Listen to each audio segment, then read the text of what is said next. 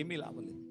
పరిశుద్ధాత్మ దేవుడు ఇక్కడ వచ్చి నిలబడిన తరువాత పరిశుద్ధాత్మ దేవుడు ఏ వాక్యాన్ని మీతో మాట్లాడుతున్నాడో ఆ వాక్యపు వెలుగులో మనల్ని మనము సరి చేసుకొని ఆ వాక్యాన్ని మనము చేర్చుకున్నప్పుడు మనం ఫలించడం ప్రారంభిస్తాం.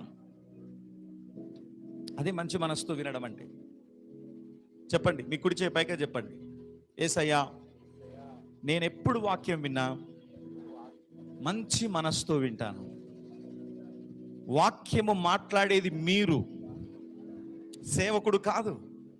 పరిశుద్ధాత్మదేవా మీ వాక్కును పంపి నన్ను బ్రతికించండి, నూరంతలుగా నన్ను ఫలింపచేయండి.